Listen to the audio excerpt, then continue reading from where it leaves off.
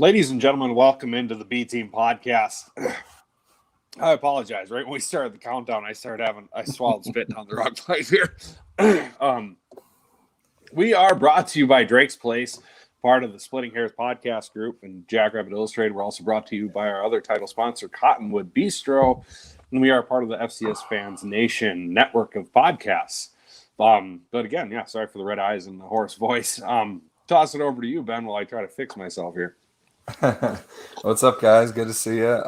Back from my hiatus.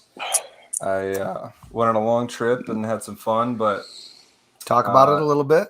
I mean, that looked like a wicked game. But, yeah. So the Iowa Penn State game is where I was at. The tailgating scene there is amazing. We got there about an hour early so I could sit down and try to watch the SDSU game. Wi-Fi wasn't great, but the game is amazing. We sat front row, so we rushed the field at the end of the game, and so that was a good time. But it stung for a while, after watching SDSU lose. Well, I didn't get to watch it much, but I was talking to a buddy that was, and so that stung. But it was a lot of fun.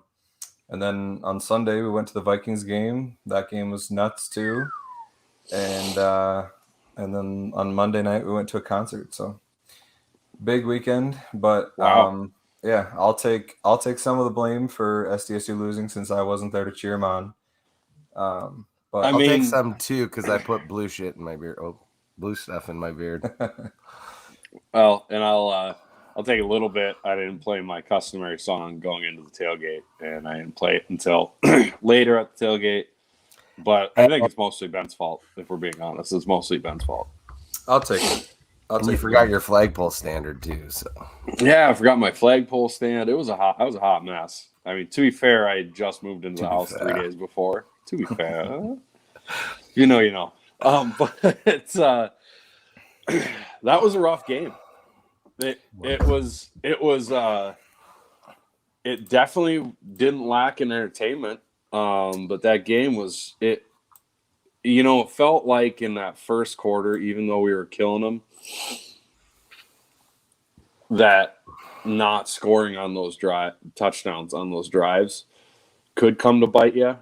It wasn't that strong of a feeling, but all of a sudden they started rolling. And then really that second half hit. And we scored points, but the offense was barely on the field. I haven't looked at the time of possession split. I should have, because it felt like it was Southern Illinois the whole time, which, listening to the post game and Coach Stig and his reasoning for going for 2 was we really couldn't afford to do a drawn out overtime game with the defense already having played the entire second half on the field for so many plays. It made a lot more sense. The logic made a lot of sense to me as to why he did that.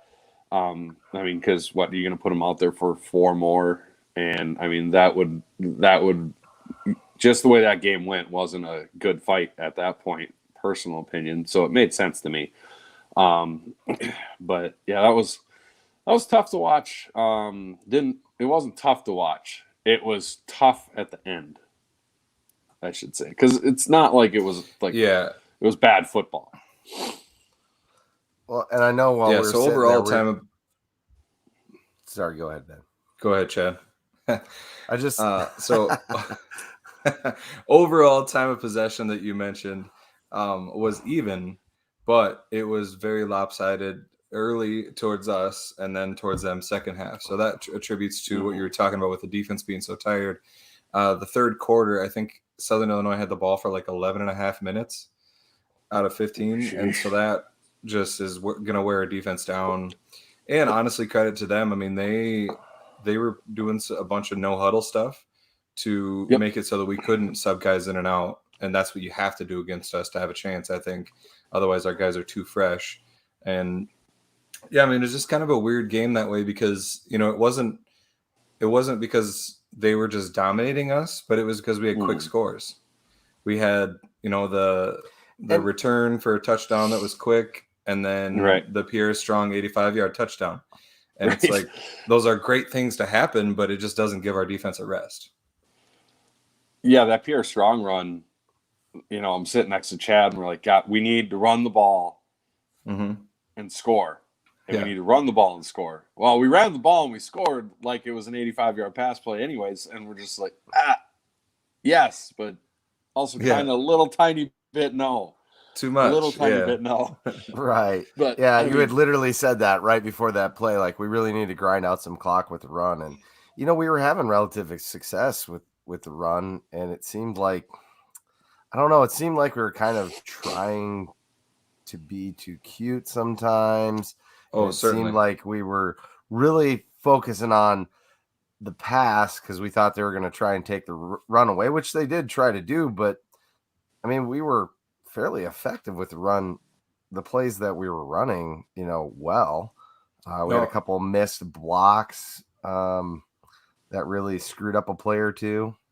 There's a lot of things we could point out, little things that would make huge difference. Definitely on getting cute. I think especially in the first half, kind of into the second quarter, there were times where, we were just dominating them on offense, and then we'd run like a cute play and it wouldn't work. And those things are fun and they're great when they work, but at the end of the day, it's like you need to keep the ball and you need to keep rolling, and those things will hurt you. So I don't know. I feel like you see teams pull those things out when they're not having success otherwise. So I don't understand why we felt the need to pull those out in this game, because we were doing great. The first one that comes to mind is, right before we missed that field goal, they did like a shovel pass to. They tried the Patrick Mahomes play. They tried that, right to the tight end. I think it was Tucker Kraft, and he was right in the middle of three defenders and one guy trying to block him, and he basically didn't. I don't know. It was just, we were trying to be cute. I like seeing Pierre Strong throw touchdowns. He had a real nice throw on the run. It was a better throw than his last touchdown for sure. But I don't know. Do we need to have our best running back throwing the ball a bunch? I can do without it as long as we're scoring with him.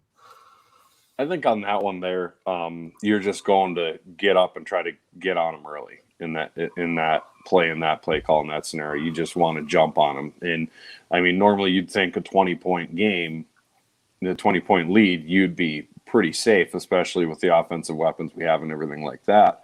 But I had a buddy text me. He's like, man, hell of a game. They almost came back. Hey, this was at halftime.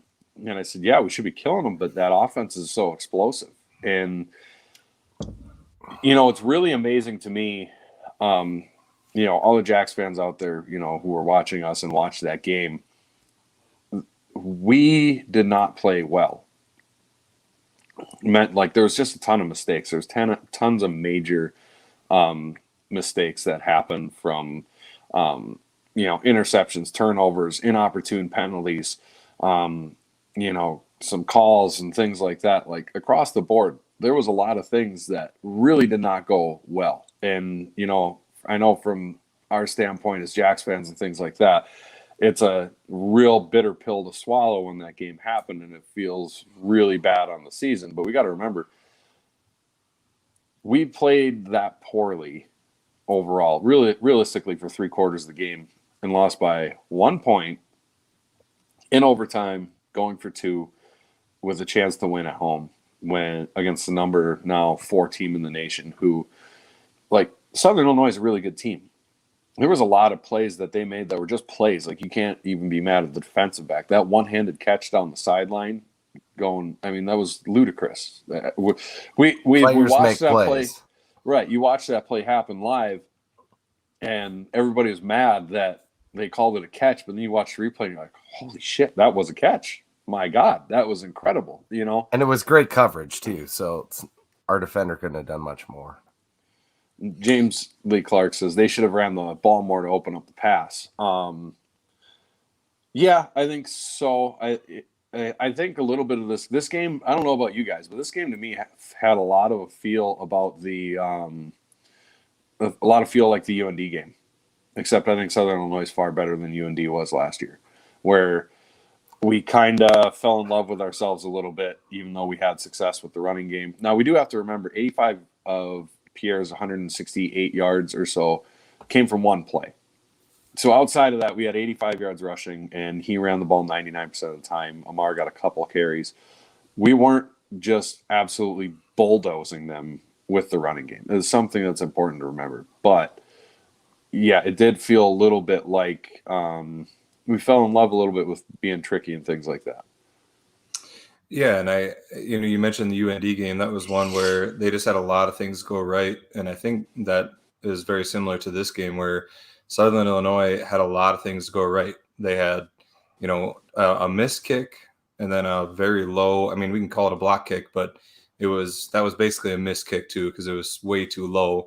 And then you have the fumble when we were about to go up by, well, I think that would have been our second touchdown, but right. Yes, it would have been. And then the catches on the sideline, they're crazy. I mean, yeah, it's players making plays, but also like one or two of those don't happen and the game is completely different. And then the last one is that they were down by 14 and they were driving and we forced a fumble. The fumble bounces like between 3 SDSU guys and it bounces right into the hands of the one Right. SIU guy in the area. Mm-hmm. Fourth and 4, they throw a touchdown on the next play. So, I Mhm. mean, like, if we recover that fumble, the game's probably over. Like, Yep. I mean, so there were a lot of things that had to go right for them to pull that off. But, again, credit to them. Dustin Helton asks here, do you think SDSU is getting tired? They played the most games this calendar year. Maybe they're just wearing out. Also, SIU doesn't suck. I don't think they're getting tired. I think it was more of the fact of they just the time of possession really stacked up on them in the second half, and then SIU running up tempo, no huddle, no subs. I think that, and it's something that our guys aren't used to. A lot of the times teams are used to having guys playing most of the game. We're not used to that, especially on the D line where we're shifting guys in and out all the time, so they're just not used to playing the whole game. Yeah, Well, we typically do like a hockey line change and change out the front four. That Right. makes a big difference when you don't get that rest that you're accustomed to. That and is it possible? I think it's plausible a little bit on the injury front, not the ones from the first 4 games, but just watching this game, the amount of defensive backs and just players something important to remember, Logan Backus didn't play this game. Correct. And now we got beat over the middle on a lot of short throws. And, when you have, especially against teams like Southern Illinois, that fast backer senior presence is incredibly important.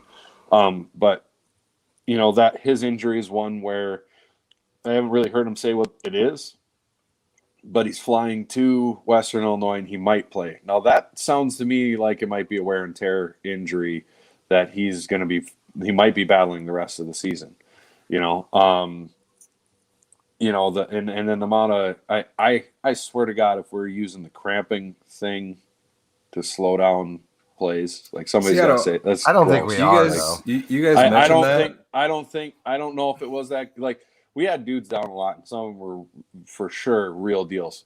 Because we haven't had to play a full game all year until this game, and I don't think that was advantageous to us at all. Right.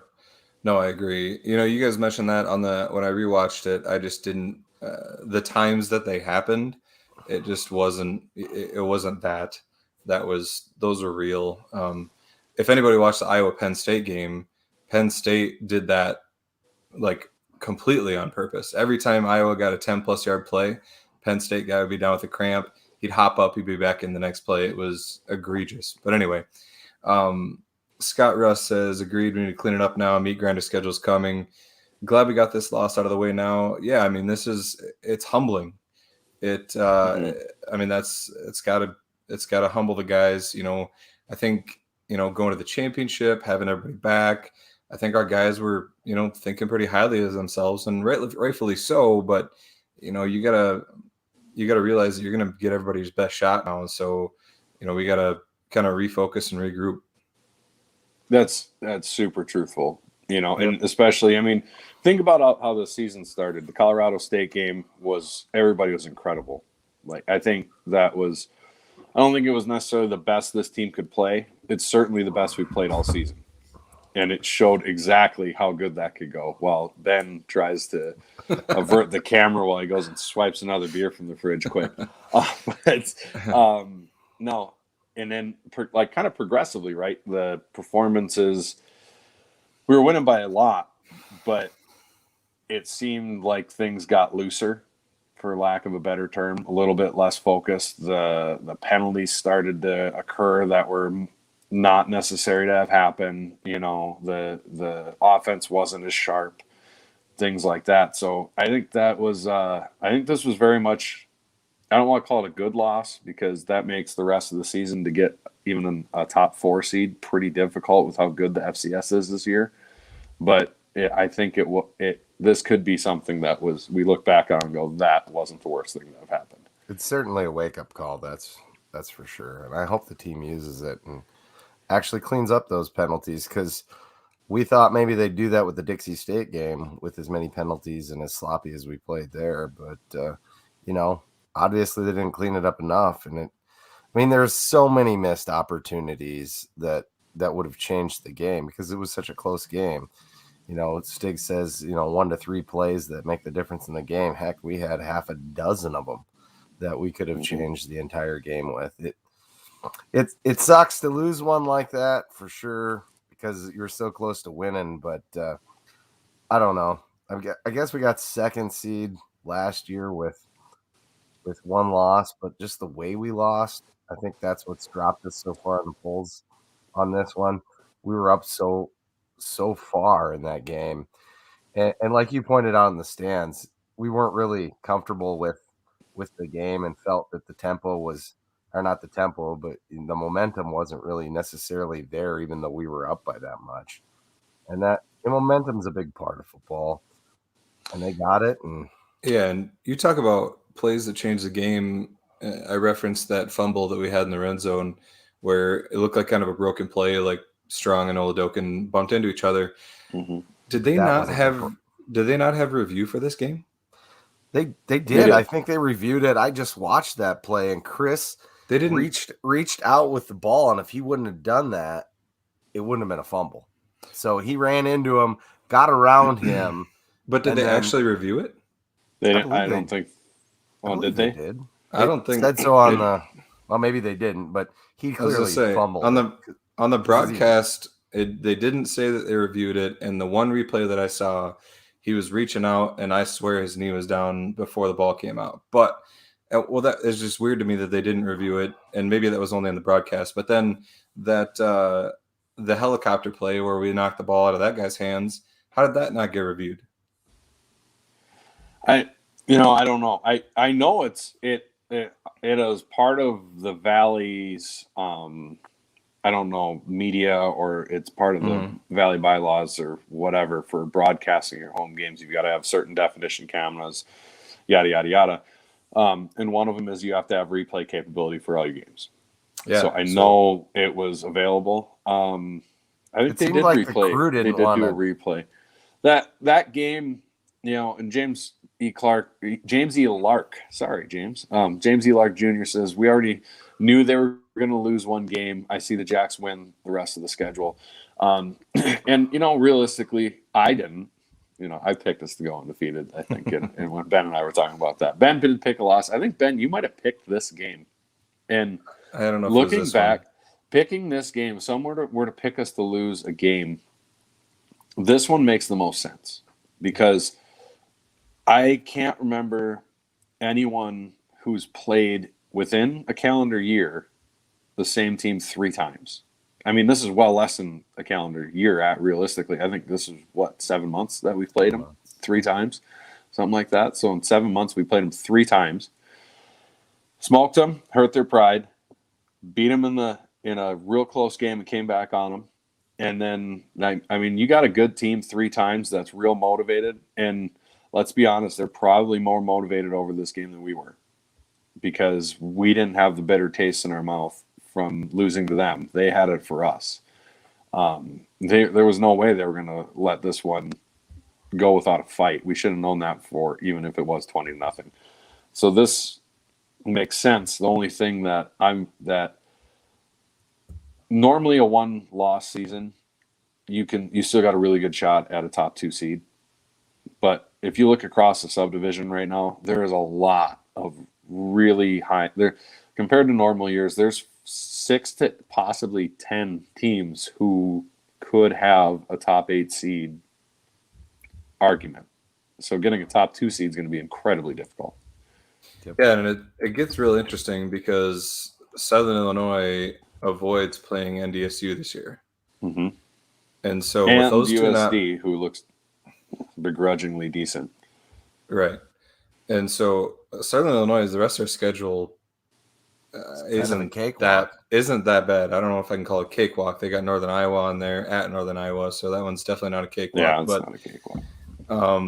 Other than that one, though, their schedule looks pretty decent. And so, let's say that we beat NDSU and then Southern Illinois just doesn't have another loss. I mean, they win the Valley. They're going to win the Valley. They're going to be higher seeded than us, and we're not going to be a top 2 seed, maybe not even top 4, because like you said, there's a lot of parity in the FCS and there's a lot of top teams. James Madison losing helps, but it does. Well, and listening to Sam Herder's podcast before earlier this week, it doesn't. It's entirely possible. I mean, look what happened last year with UND. We went through. They had one. I think we had the same number of losses because we tied for the conference title.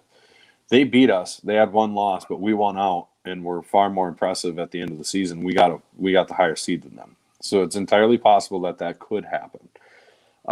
And as Dustin says, SIU has the easiest path to a top 3 seed. I would agree, at least in the Valley. Dustin, obviously, our friend from the Straight Outta Whack podcast on the FCS Fans Nation, shout out here. But he also appeared on the FCS Fans Nation deal or podcast, and he had if you're an SDSU fan, go listen to it. He had some very wise words that we should all take to heart, and it was basically, calm down. You got a lot of season left. You can still win a national title. A lot of teams have won national titles with one loss. Yeah, I mean, it's different if we lose that game to, I don't know, Youngstown State or Indiana State. Like, we lost it to Southern Illinois. Like, they haven't been a perennial top 10 team, but they are a top 10 team this year. That offense is 100%. Very, very, very good. I do see them playing up and down to their competition a bit, though. So, sure. Because there's teams that they shouldn't have been close with based on that offense, that they were, close in the end of the game. We just got to take care of business. I mean, I wouldn't be all that surprised. UND could give them a run for their money next game, but I was going to say. Well, they might because they're desperate, but it's on the road. And so I don't really the Undies don't win on the road. Yeah, it's just not their thing. Look, they lost at USD, and Southern Illinois is a far superior team to USD. And I'm actually not throwing shade at USD either. That's just the facts. Like, if I want to throw shade at USD, I just say USD. That's throwing shade. But Lenore's a top 10 guy in the subconference and in the FCS. There's no doubt. Yeah, the guy's a monster. But you saw his one-handed catch. Yeah, that was freaky. That was freaky impressive. But going forwards, we should be big. Anybody who plays Southern Illinois fans, but you only want them to lose like twice, because if they lose 3 or 4 times, then it starts to look like a bad loss. So we want them to just lose like a little bit, and then probably to Northern Iowa. If they just lose in Northern Iowa, it'll be good. And if they look bad doing it. Yeah. And that's at the Unidome, so that place that's can give people fits too. Mm-hmm. Yeah. One good thing, two good things. One, Pierre Strong, just a beast. Check out, I retweeted, there's some some NFL draft guy that thinks he's the top running back in the 2022 NFL draft class, which is pretty cool. High accolades there. He's got to keep showing it, but he's on the right track right now. And then the other thing, Adam Bach, especially with Backus being out, we needed somebody to step up. And that guy was all over the field. Like, he had 17 total tackles.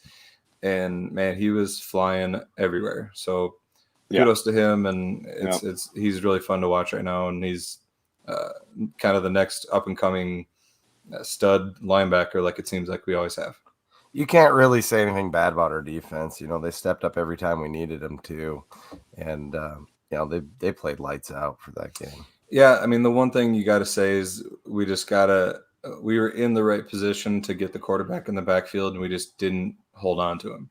If we clean that up, we win that game by 3 to 4 scores. Yeah, there were finishing so many plays that, and credit to him, slippery dude, athletic, but man, there was the last drive, Spalding had him dead to rights, and he makes that play and it's over. Yep. And so, just so many plays like that where it's just like finish it and be done with it and move on. So, yeah. Well, I don't want to get repaired up with them in the playoffs. That's not I would prefer not to face Southern Illinois in the playoffs, just because, they scare me.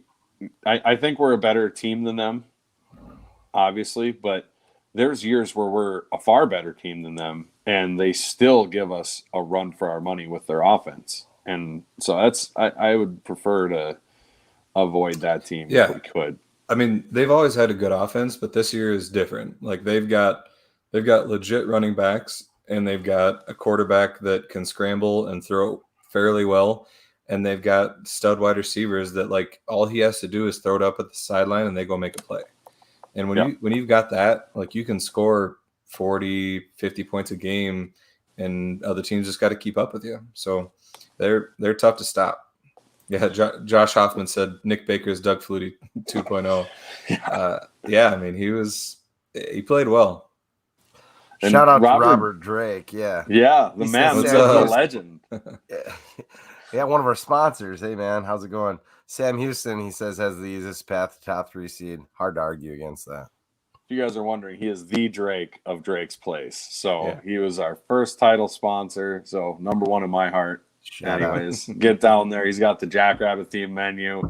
They're coming out with new stuff all the time. And I tell you what, that does not look like convenience store food. That is some real deal stuff they got going on there. So get your butts up the bottle and get some food. That's right. Go ahead and put up Dustin's. Sam Houston doesn't have the strength of schedule for a top 3 seed. Of course, if SDC wins the marker, then it helps Sam. Do you want that? Yes, I do.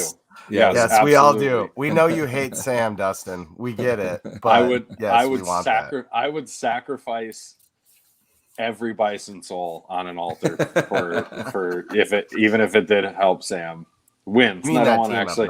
I don't want to kill that team. I don't want like people who cheer for that team to die. I have friends who are misguided. I have friends who are misguided. Yes, just kill their spirit. Some of them are agnostic anyway, so I want them to just die on the inside because I know that because you die on the inside when you lose that game. You die like a little bit when you lose that game. So I want them to die on the inside. All right. Well, anything else on the SIU game before we move on? No, I think I've dwelled on the loss quite enough. Thank you very much. All right. I'm so overjoyed to get to talk about a loss after the Brewers lose 2 in a row in the NLDS and get wiped out. So the Twins aren't even playing, man. I'm quite good. You know what? It's easier that way. I swear to God, I've been a Brewers fan my entire life. You know how easy it is when it's just baseball's over. You don't care anymore. It was so weird to care about baseball during football season. Yeah. And then if you're at that point, you're emotionally invested.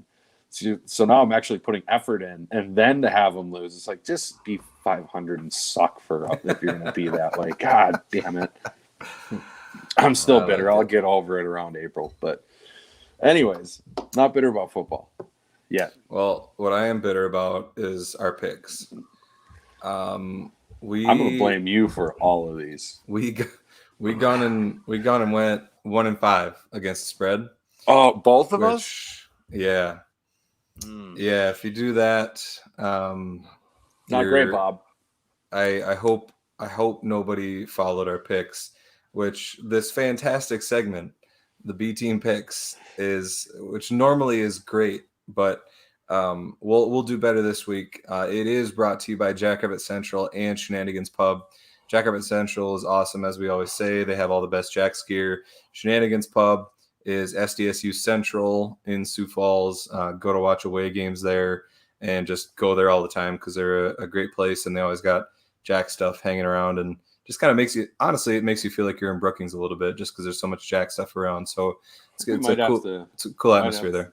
We might have to tootle down there for the game against Western. Yeah, they got some shirts on sale too. And they got shirts there. So I don't have anything going on Saturday. This might happen. Shenanigans. We may see you on Saturday. Indubitably. All right.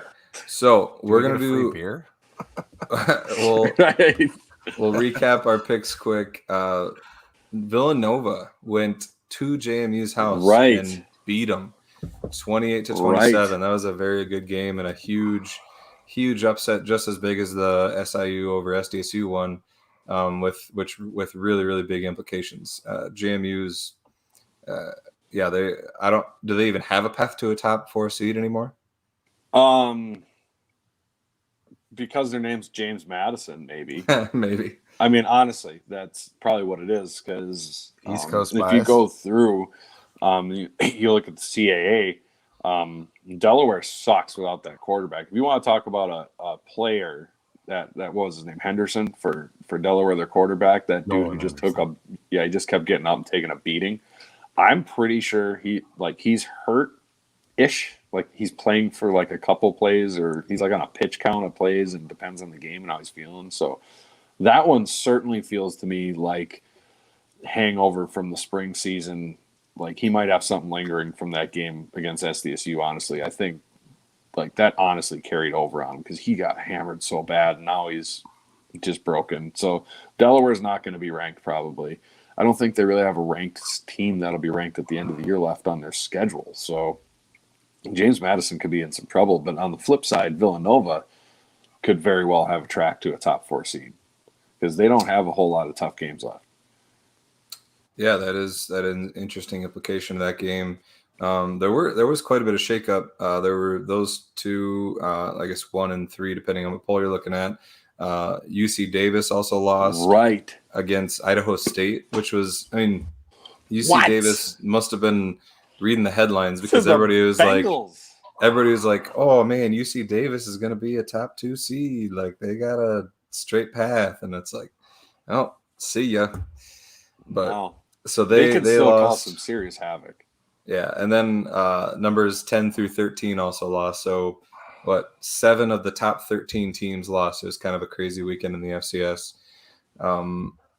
But the other games that we picked were the Missouri Valley games. Indiana State showed up against Western Illinois, a team that had some momentum. Indiana State was the dog and covered 37-27. They won by. Youngstown State beat Missouri State, and they were also a dog. Missouri State was a 7.5 point favorite, and they lost by 8. And NDSU took care of business. They won 34-20. I was hoping you and I would have a little better showing, but they just couldn't get it done. Did you guys get a chance to check out that game at all? No. I do have a question pertaining to that game. Did I text you in time before that game happened? You definitely did not. I mean, cool. Yeah. No, I don't know. It could have been my reception, but I did not receive it until after the game had started. So no, you don't owe me any money. That is the hand of God coming down to help me out there with the cell interference for me. Holy crap. There you go. And then we had USD with that was a big win for them. UND was ranked 14, and USD won 20-13. They didn't cover the spread. UND covered the spread there. That was literally the only pick that we got right, was UND barely covering the spread. And then obviously SDSU did not cover the spread. That was 13.5. But as we talked about, I mean, a few plays go a different way, and we win by 14-21, like we thought we would. So, just I don't know, got to finish the game there. Well, go ahead. Any comeback loss or victory, you have to have a bunch of things go right. That one thing could have derailed it, and that's just the way that goes. What's interesting to me is I think Indiana State, that might have tied Western Illinois for their worst loss of the year as far as points go. What? Because they were really close to Eastern Washington. They only lost to Ball State by 10 as well. Right. Let me see. I got that pulled up. Oh, you're saying it was Western Illinois' worst. Western Illinois. What they No, the they largest lost. margin lost of by. defeat. No, they lost 7-42 against Montana. Ah, there's the one. Good for you, Montana. You're still below us in the poll, losers. Speaking of the poll, Because that loss didn't count, right? Chad, do you have Right. that poll? I Pull don't up by have that. chance? You want me to pull that up? Be I I pretty just have it hefty. in a text thread, so. Come on, producer guy. What are you doing? Good God. You bring a guy on for this, and what does he do? I mean, he's doing great. He's like a working on live it. studio audience, right? I'm trying to be quiet over here, No, I'll get there. This show is filmed in front of a live studio audience. Do we have to start putting a disclaimer on our picks about how this is for entertainment purpose only? Please don't follow our advice and then blame us for you losing your child's, college funds or. I feel like you used to have to do that, but now everybody's talking about it. So, There it is. oh, he just won up. Yeah, I pulled up the AGS one, but he pulled up the FCS Fans Nation one. So yeah, they've got they put up NDSU up to 1, Eastern Washington and Sam Houston tied at 2, Southern Illinois bumped up to number 4, and then you got Villanova and then SDSU at 6. And then for other Valley teams, you have to go down to 13 for Northern Iowa and 19 for South Dakota and 21 for North Dakota. Looks like Missouri State fell out after losing. So, yeah, good for Southern Illinois. I mean, they bumped up into the top 5. Yeah. Well, he should have. Mm-hmm. Right. I think that's about the right amount of movement. Personally, I would have dropped us a little more just looking at our resume. Yeah, we got the Colorado State win, but that's not like a great FBS win. We looked really good, but otherwise we don't have a whole lot. Montana's FBS win is realistically better than ours. Yeah. And I think we should be ahead of James Madison for sure. I don't think NDSU should be number 1 over Eastern Washington personally. I do think we're getting a huge amount. I think we get, what's interesting? I think we get more credit for the national championship game than Sam Houston does. Because if Sam Houston were to lose, I feel like if Sam Houston lost to, say they'd lost to UCA or somebody, I think they would have plummeted to 9 or 10. Yeah, but I mean, it's also not a top 10. They don't play top 10 teams, so they can't. Well, right. They can't lose and have only slide a little bit. If they lose, they're falling. I as far as how far we fell, I think it was about right based on, we had that game in the bag. We only lost by 1 in overtime against a team that's worthy of a top 5 ranking. So I think it was about right. Realistically, the only people that you could really put against us on this one would be Montana has a reason to be ahead of us, but not so much the rest. So, in theory, East Tennessee State did beat Vanderbilt, which is an SEC win. I think the reason they hang out down there is that happens when there is an extent of earned respect from prior years that does matter. Certainly. I don't trust East Tennessee State to keep on this roll. They're probably going to drop a game. They've had a bunch of close games, and then when they do, they'll drop to the 15-16 range. For a team like them to get through would be like what Colgate did when they allowed some obscene 30 yards of rushing a game or something and went through the season undefeated. I don't think East Tennessee State's going to particularly do that. Right.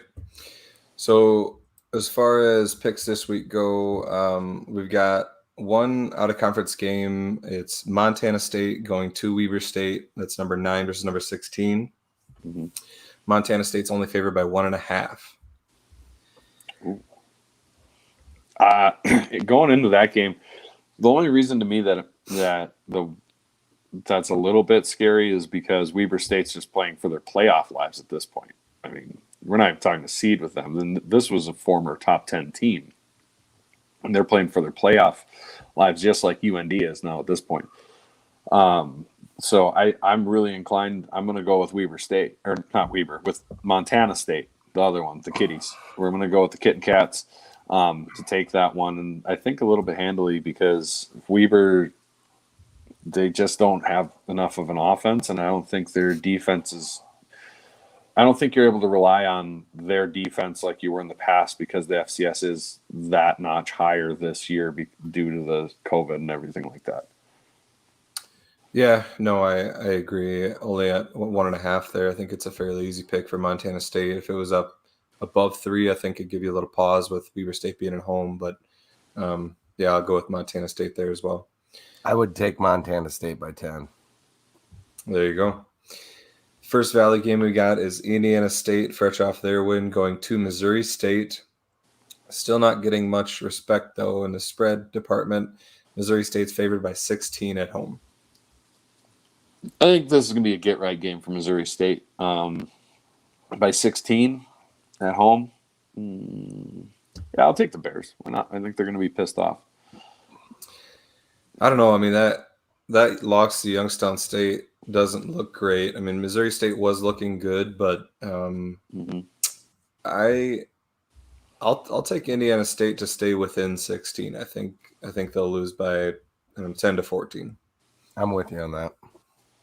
Okay, you hear that, Coach Petrina? You got to run the score up for me here because that's a big game I need to make. That's going to help me make up. You're going to bury me if you screw this up there. I'll get you a motorcycle. No, I won't get. It won't be a nice motorcycle. He's going to crash it anyways. So that's terrible. Too soon? Not too soon. No, it's not too soon. Another big spread is NDSU going to Illinois State. NDSU is favored by 21.5. Illinois State had a bye last week. What's interesting is Illinois State sucks. They are pretty bad. They are worse than I expected. Like, at first when you saw that they were the Illinois team that, because we don't play them this year, if I remember right? They're the team we have dropped off the schedule. I believe you're right. Yes. Yeah. Normally you'd be like, all right, at least we get a little breath of fresh air, and then sure, Southern Illinois got to get their shit together. Right. I'm going to take NDSU. No, I'm going to change that. I'm going to take the Redbirds because I think they won by a decent margin, but that UNI NDSU matchup has a little bit of the marker game flair to it where the teams are beat up. And I think a 21-point win might be a bit much, especially I'm not sure if Christian Watson's going to play after getting KO'd with a T-bone to the temple. Yeah, they righted that call, didn't they? Yeah, no fan base can complain quite like that fan base. So, you win. And they're better at everything. Just ask them. It's still all over headlines. So, whatever. They do what they do. Yeah, I feel like this is a bit of a sucker bet here with 21.5. It seems like you should probably take Illinois State at 3 touchdowns. I am going to do it because it just doesn't seem like this NDSU team is going to be blowing teams out a whole lot. But yeah, I'll take Illinois State 20 plus 21.5. I'll take NDSU in the points. I think they run them down in the fourth quarter. I don't think they wore themselves out versus you and I quite like you guys might. You saying we're suckers, Ben? Is that what you're saying? Yep. Yeah. Well, clearly 1-5 last week. That would show that we might be. That's entirely plausible. I mean, those were Fade Brendan results right there. Yeah, those are poor. Then we've got UND going to Southern Illinois. Southern Illinois is favored by 11. That's a tough line. That's a good line. That is a tough line, man. That is. I think that Southern Illinois. I don't know. I'll take UND plus 11. Like Chad mentioned, Southern Illinois seems like a team that kind of plays to the competition. Yeah, I'll take UND there. Yeah, I think you won me over with that last bit there, because otherwise you're choosing between, is Southern Illinois gonna come out fired up, or is UND gonna get them coming down after a big win? So I'll go with UND on that game. I think if Southern Illinois plays to their potential, they beat them by 20. Oh, for sure. But I'm gonna bet on a desperate UND team to keep it close. Although if Southern Illinois jumps on them right away, they could fold. I could totally see the Hawks folding. Yeah, I mean it's really a prove it game for UND. I mean they only lost by 6 to NDSU and they only lost by 7 to USD, but now you're 0-2 in Valley play. Mm-hmm. And you're 2-3 overall. So you got to start putting some wins together. Otherwise, you're going to be out of the playoff picture real quick. And then for Southern Illinois, it's more of a letdown game after a huge game against us. And then they've got a huge game going to UNI next week. So it's kind of a tricky spot for Southern Illinois and kind of almost a must win for UND. So I think UND comes out fired up in this one. I would not like to see UND win. Because that would make our Southern Illinois win-loss look worse. But I think UND puts up a fighter. Yeah, I think it's a classic trap game, and they only win by 10 at the most. Yep. Then we've got USD coming off their big win. They're ranked 19th in the poll now, and they go to UNI. This will be a real interesting game to kind of see where USD's actually at. Mm-hmm. You know, are they for real, or they're just kind of pretenders right now. UNI is favored by 9.5. 9.5. Woof. I take that because I think UNI is going to win by at least 10. USD, anytime they've been in the rankings, has just blew it right away. So paper tiger. Yeah, I think for me, the reason I'll take it is more that it's at the Unidome. If this was in Vermilion, I would take the Coyotes, but in the Unidome, USD's fairly similar to UND that way. They're only good in their dump, so I will take UNI, the Panthers. Yeah, the only reason it gives me pause is, like you said, they just had that NDSU game. They might be a little beat up. However, yeah, I think that USD comes back to earth a little bit. I think UNI takes this one by a couple scores. And then the last one we've got is SDSU goes to the long road to Macomb, Illinois, to Western Illinois territory. And SDSU is favored by 23.5. Oh, no. I know, right? Oh, no is right. This might be. So, no, don't like that. Remember the last time we thought about, and we did bet against SDSU, was against Dixie State, and they ended up covering. Worked out pretty well. So, I'll sacrifice my picks record. I was going to say. Every game for the rest of the year if I have to. Exactly. Yeah, I mean, there's no way you can take that many points. Other than thinking that we're going to be mad and we're just going to dominate, that's just a lot of points, especially with what Western Illinois has shown that they can do on offense and how they don't seem to give up. I mean, that's something that teams either have or don't have. Some teams just fold if they get down. This Western Illinois team does not seem like they do that. No. And so for them to be 23.5 point dogs, I think that's a pretty easy call to take Western Illinois with that many points. Yeah, this game scares the shit out of me. I mean, just from winning the game perspective, because Western Illinois, I mean, we've been saying this for the last 2 weeks now. They're going to get somebody. And I'm not talking Indiana State gets somebody. They're going to get somebody who's ranked and looking at getting a seed in the playoffs. They're going to get somebody. I mean, look what they did to Eastern Washington. Look what they did to Southern Illinois. I mean, both of those teams ended up escaping, just scaring, I mean, and then, yeah, like Dustin says, WIU with the points, weird stuff happens in Macomb. Yeah, there's something. I mean, we all have bad memories of Macomb. I think I'm going to take Western Illinois. Just they come back so hard every time. I mean, I wouldn't be surprised if we keep the starters in longer than we're comfortable with, just to try to avoid that. Yeah. Well, and I think, you mentioned how that SIU game was the first kind of really actually complete game we played this year, which on one hand is a good thing, because in the other games we've taken them out because we're ahead by so much. Full game with starters. Gotcha. Right.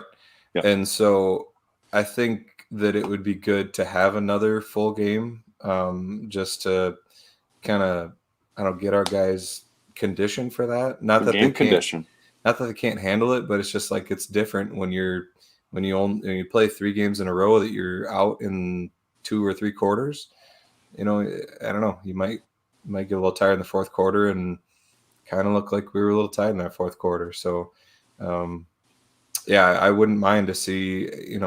I hope we win by a ton and we don't have to worry about it. But I wouldn't mind to see a, I don't know, 10 to 14 point game just to kind of keep us on our toes and make our guys play a full game. Well, and the other issue here is this is another up-tempo team. Mm-hmm. Like Southern. I mean, these are the 2 up-tempo sling it and go teams in the league. So, yeah, you don't want to let them get on a roll, because they get on a roll, you got a problem. I mean, Eastern Washington found that out. Southern Illinois found that out. Hell, Ball State almost found out. And that's not a bad FBS team. So I don't think, anyways. I think they're a pretty solid MAC team. So, yeah, they're a spooky team, man. They got athletes all over the field, kind of like they you know what they remind me of? They remind me of Southern Illinois like 4 or 5 years ago. Yeah. Where they can score enough points and beat you and just scare you to death. And yes, we are. I feel we're a far better team, but they're entirely capable of giving us serious problems. I would agree. A dangerous enough team that if we don't take care of business, they'll take us down to the wire, and especially at their place. We've said it's a tough place to get to. It's a weird road trip. Yeah, I mean, luckily it's early enough in the year we shouldn't have problems with snow and stuff. But yeah, I would not be surprised as far as like how I think this game's going to go in my prediction. I think we put up plenty of points. I'm thinking, honestly, we might even like 50 butter. 50 butter. Sir, are we talking? Sir, last time you decided you had to throw out a points prediction, look what happened. Can you? That was last time. Was the first time? Yeah, cut the shit. All right. All right. Well, I'll just say that I think our offense will be pushing a 50 butter. The 50 butter burger. Yeah. We won't add the burger to it until you sponsor us, Culvers, you cheap bastards. I want my Scoopy tokens. And I won't predict an actual score, but I'd say that we win by 14. That's pretty fair. I think we win, but I'm taking Western Illinois. I'm going to take the points. Oh, no doubt. I mean, I'll take the points too, but our defense is too good to allow them to score a lot of points. So I don't think we put that many up. If it's going to be a close game, we don't put it many up, and if it's going to be not close, then we're just going to destroy them. So I'll bet it's my team and sacrifice my pick. It's definitely a get right game for us in terms of cleaning stuff up. On defense, really getting home, making sure when you're in position, get the quarterback down, don't let him get away. And then on offense, let's just clean up the turnovers. Oladokin, he finally had an interception. The first one on the rewatch, it did look like it might have been a miscommunication thing where he thought a guy was going to stop and he just kept going. The second one was pretty ill-advised. It was one of those ones where he was rolling to the right and he kind of threw back across his body, which is like a cardinal sin if you're a quarterback. And so we gotta clean that up, especially down in the red zone. We've had real good success up until this game. So we just need to clean things up and get right and then move on with our season. I agree 100%. Yeah, I mean, that's all exactly what needs to happen. Come out, play sharp, see the defense play with the violence that they had against like Indiana State. Not saying they didn't have it against Southern Illinois. It's just it was so much more apparent, I guess, in the Indiana State game. See the special teams get tightened up, in the kicking game. Yes, kicking game definitely needs to get tightened up. We need to get those kicks up. Last thing I'll say is get Amar Johnson some carries. I love watching Pierre Strong go crazy on teams, but again, he can only take so many carries, and I think it keeps the team on their toes when you've got that change of pace. And I think the A team mentioned a bunch, but not having Isaiah Davis was glaringly obvious in that game against SIU. I think that game goes differently. I think we wear them down, and we're able to eat more clock. And I think we win that game pretty easily with Isaiah Davis, if I'm honest.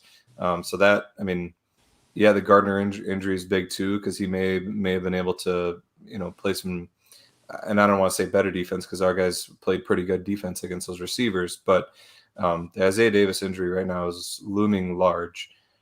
So hopefully we can get him back. I mean, both of them back sooner than later. Yeah, it's kind of like punching and only in having two hands and then losing your big power hand. So then you just can hammer on them, and that can, it's very, very possible to beat a lot of people. But boy, it's sure nice to have two of them. Mm-hmm. Yeah. Chad, any thoughts on the game before we go? I think we just need to take care of business, like y'all said, and let's hope we clean this one up. The penalties have gotten out of hand, and don't let the refs take us out of the game. Don't put it in their hands. Whether or not some of the calls in the last game were warranted, we had plenty that were, and that's not what beat us. So yeah, you don't want to leave it up to chance. I do like that comment is just cleaning that up too. I mean, like I said, I think we were kind of feeling ourselves, and I think we definitely got humbled. So hopefully that kind of rolls into less penalties as well, because I feel like that's kind of attributed to some of the penalties too. But clean it up game. Let's call it our clean it up game. That sounds good. Other than that, Brendan, you got any parting thoughts? Yeah, we never ask people to do this, but I'm going to bring it up and ask people to anyways. If you enjoy what we do, enjoy listening, things like that, do us a favor, share us around, share the A team around. We've got 4,000 some followers on Twitter and the Jackrabbit Illustrated account. We've got like 1,000 maybe on Facebook. Share it to your Facebook page. Share it to your friends. Leave reviews, likes. Shares are huge. It doesn't necessarily make us money or anything like that. Money we do make here, so people are aware we donate to the team. But we sure would appreciate it if you guys did that. And if you go to our sponsors, if you go to Drake's Place, if you go to Cottonwood Bistro, let them know, you heard about them on the account, just like Kurt Lickus did. So that's much appreciated. If you guys do that, that really helps us in being able to grow what this is and improve the equipment and things we have and how we're able to do this and do new things. We're working on coming out with merchandise for people to be able to get, things like that, just to make a better product for you guys. So if you listen and you enjoy, and give her a share on Facebook, we'd appreciate it. Leave a review on Spotify, iTunes, whatever. We like, really share, subscribe on YouTube. Right. Not to go all, all streamer on you guys here. And we do appreciate everyone who listens. I think sometimes we forget and don't bring that up, but we appreciate the comments. We appreciate all you guys talking, leaving the comments, interacting, and listening. Speaking of our awesome sponsors, I don't know, is Ryan Drake, is that a relative to Robert? I don't know. If it's close enough, count it. Yeah. I can't remember what his credit son's whether name he is. needs it or not.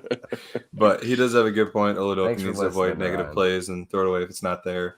Yeah, agreed. He's been great about it so far. He's had I don't know, a few negative plays this game, but I got faith he's going to clean it up and do what Chad said, have a clean it up game. So with that, thanks everybody, and as always, go big, go blue, Go Jacks. Jacks. Oh, God, that was